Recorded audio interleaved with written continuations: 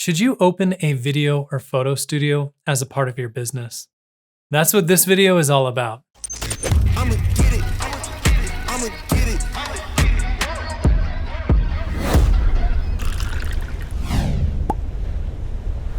Now, this is our 4th year in this studio right here, and we've learned a lot over the last 4 years and just wanted to share some of our insights and hopefully give you some wisdom on whether it's wise to actually get a studio.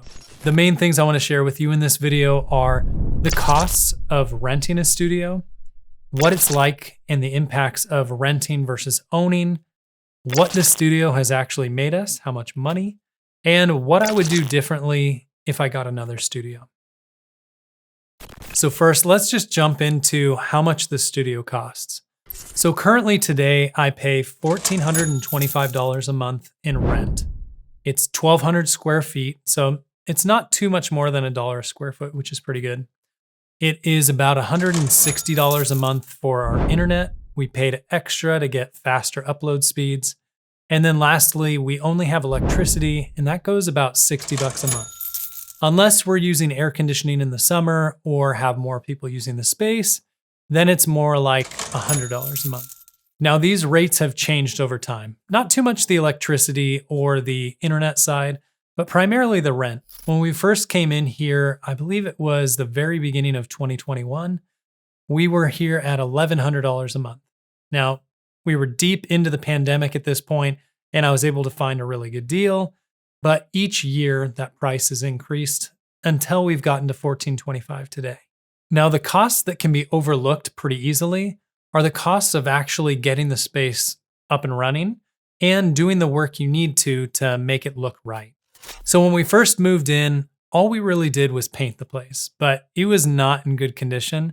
So I had to paint the entire space, and it was a lot of work. There were some dark brown paints in spots, and it just was kind of ugly, so that took a while. So it was not a ton of cost financially, but it took multiple days to do that. The second expense was we built an office in the corner. This space was completely open, but we wanted to work out of it and not just use it as a studio. And so I needed to build a corner office to keep the filming separate from my editing. And at this point, I only worked by myself. I didn't have any employees. And then over time, we've added a few different sets, our wood slat wall and this wall you see behind us, which each have taken time. The wood slat wall probably took a couple days to build. And we have a video on that. I honestly can't remember how much it costs, but I think it was probably over $1,000 to build that. And then this wall behind us was probably more like $500 to build. Now, the next thing you should think about when opening a studio is whether you should rent or buy, and what are the positives and the negatives of each. Now, if you're anything like me, you're probably in the position where you need to rent. Unless you have a lot of money or benefactors who are going to go buy that space for you, it's kind of difficult to get that mortgage and loan for the commercial space, at least from my experience, to get the building, and it's a much higher risk. And so for us, we chose the rental option. Now, there's a couple big downfalls of renting, and you'll see this in other people's videos. And I even brought it up a little bit in the beginning of this, which is rent just continues to go up. So if you're trying to plan financially for your business, how much you need to rent your studio for, how many times it needs to rent to be profitable or at least pay the studio off, that only lasts about a year unless you lock in a longer term. When I did this studio, honestly, every year we did a single year lease because we just weren't sure what the economy was going to do, how it was going to feel. And I didn't start this to be a rental studio. I started it originally just to be my studio space. Now, the other cost that you need to think about is actually doing upgrades to the space. So since this isn't our building, any upgrade I do is just going to the building and the building owner.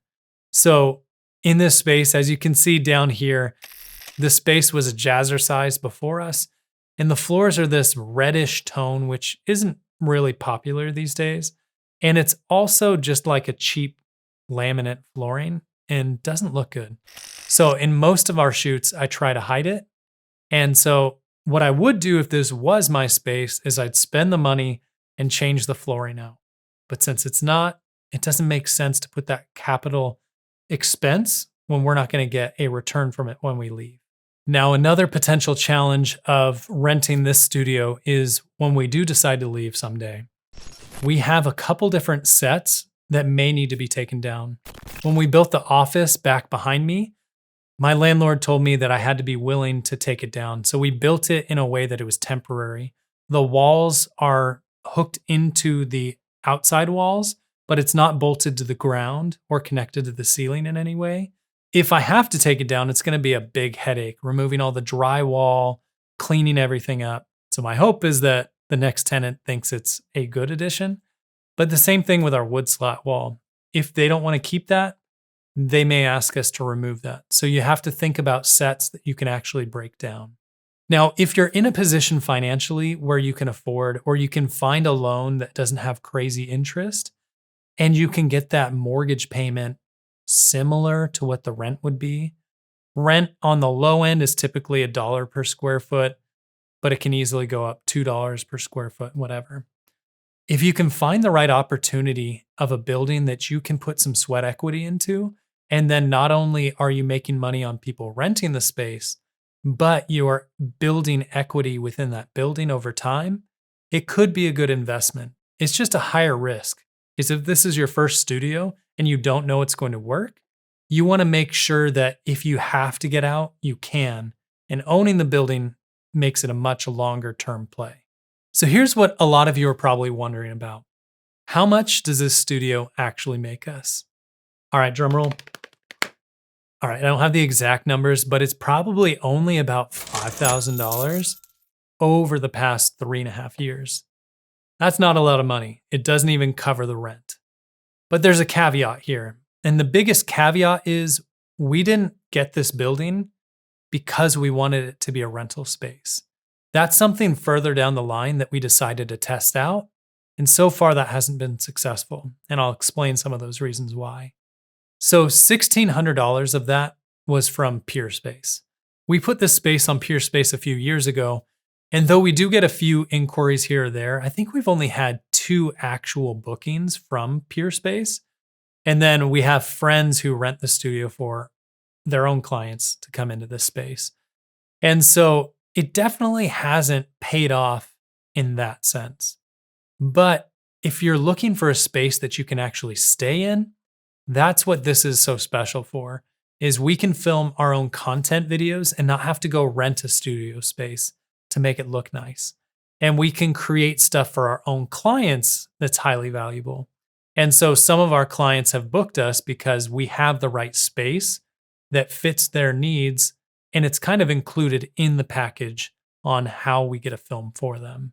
A few of the reasons why I don't think it has booked as much as I would have thought is number one is potentially location. We're about 45 minutes from downtown San Diego. And so it's not a prime location if you're in the main metropolitan area of San Diego. The other reason is probably the floor, and it only has 8.5-foot ceilings. And so those don't make it perfect for all kinds of studio situations. But we built these 2 sets to try to make it a little more unique studio, so you have different set options when you come to film here. The other part is really figuring out the pricing. We put it at $75 an hour on PeerSpace and made it a 5-hour minimum. And the main reason why we did that is we didn't want to have to leave our studio for someone who's going to come film for an hour, because my editor and I both work directly out of this studio when we're not out filming. And so it needs to be worth it for us to leave. Now, lastly, I want to tell you about what I would do differently if I got another studio and what I think you should consider when opening your first studio. First is location. You need to think through what is the optimal location for a studio like this. Now, that doesn't mean you need to be directly in downtown San Diego, but you want to think through how easy is it for people to access that studio? Is there parking? How is the sound? Are there a lot of sounds around you? What are your neighbors going to be like?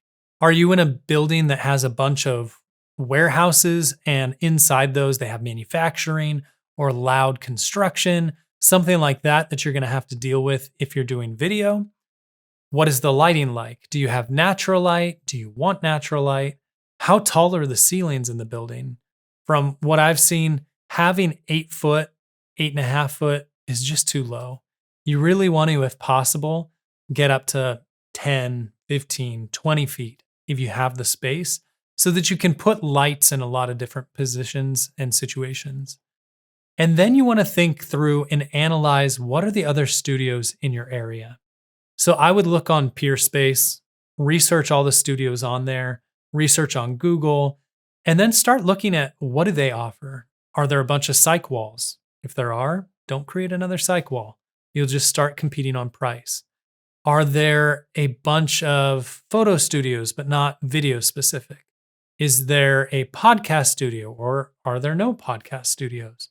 Start to analyze the market and see what the holes in that market are that you can actually impact. So I know in LA, a lot of the studios have very unique, vibey sets. And the point of it is they have a bunch of music videos and they have a bunch of interesting photography shoots where people want to go in for a couple hours and go get a very unique scene. But depending on the market you're in, that may not be successful for you. Like if you go overly vibey, like I found this one studio that's super pink. In San Diego or other markets that aren't as big as LA, it's probably not as beneficial. What you could do though is if you have a big enough space, build multiple sets and scenes that could potentially be rented at the same time in that studio. And maybe that's where you give some different vibes. You do something that's a little more standard, maybe a wall like this one behind us or the wood slat wall, something that you know the average person thinks looks good. And then maybe try some of those more unique ones that people are gonna not be able to replicate somewhere else. Another thing that you should really do is do the math. You need to think through, depending on what situation you're in, how much money you need to bring in for the studio to actually work out for you. So if your goal is just to have a studio and have free access to it, then you just want to make sure that you have enough coming in each month to pay off the rent, the utilities, and just keep it up and going. That's a different story than if you want to make a lot of money. And you need to go on Peerspace again or other websites and analyze what are the prices per hour, how many minimum hours are most studios doing, what would you need to do hourly or day-wise to make that studio actually functional and make you money, and then see, is that reasonable?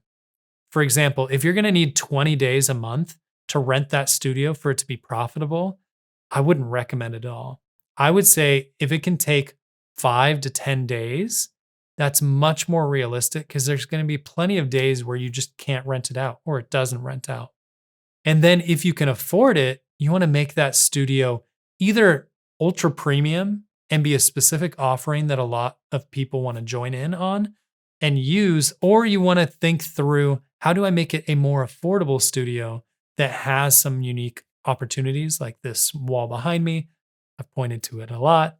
And then just make sure that it's affordable so more people want to use it. The next thing you should consider is maybe even making it a podcast studio, something that's more specialized. Then you have something very unique that not everyone has. And there's so many people who want to make a podcast. So if you can do more of that hourly rate, and you could actually offer the filming and recording side of it and even editing as well, that could give you a leg up on the competition who just has an open space. If you're in a situation where you don't need to actually work out of the studio day to day, then it may become a lot easier for you to be able to rent it out for an hour, 2 hours. Maybe you get a digital lockbox and people can let themselves in and then also let themselves out. And those are some ways that you can probably get more business and not have to worry about getting full days all the time. But you just need to know the numbers, or else you can easily find you'll be underwater and paying for something that you may not be using. Another thing you should definitely think through is security. So when we moved into this space, we didn't think about that too much, and we didn't put any security cameras in or any real security measures. The only thing that we did is we didn't put our production company name on the building because we didn't want people to know who we are.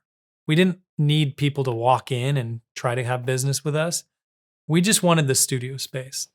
So you may have seen our other video where we got robbed. We had $25,000 plus worth of equipment stolen. Someone came in through the window. People pay attention, especially thieves, of who you are and what you're doing. And if they see you loading equipment in and out of the building, they're going to consider robbing the place, especially if it doesn't seem secure. So we've put up security signs on each door so people see that there's cameras and surveillance. We put in a security system with cameras pointing outside of the studio as well as inside. You need to think through security, especially if you're going to publicize your space, and make sure you have the proper measures in place so that you don't get broken into, because I can promise you it's not fun. And lastly, just make sure that you don't need to profit off the space immediately.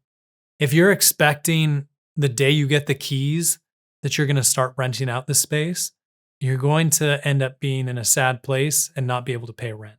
You want to be financially in a position where you can handle a few months, 3-4 months, where it's not renting a ton, because it takes a while to build up momentum.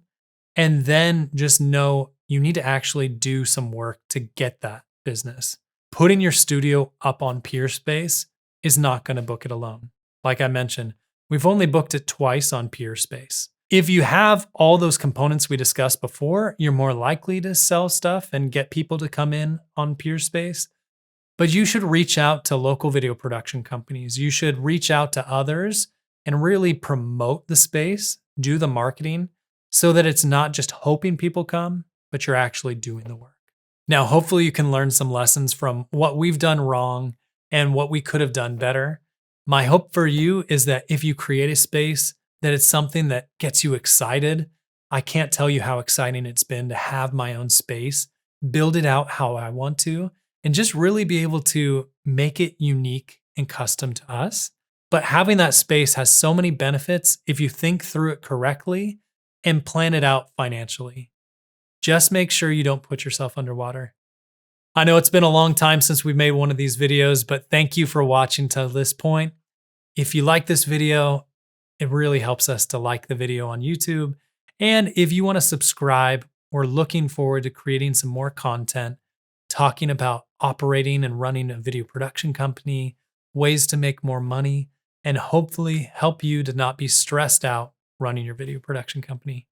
Thanks for watching. I'll see you in the next one.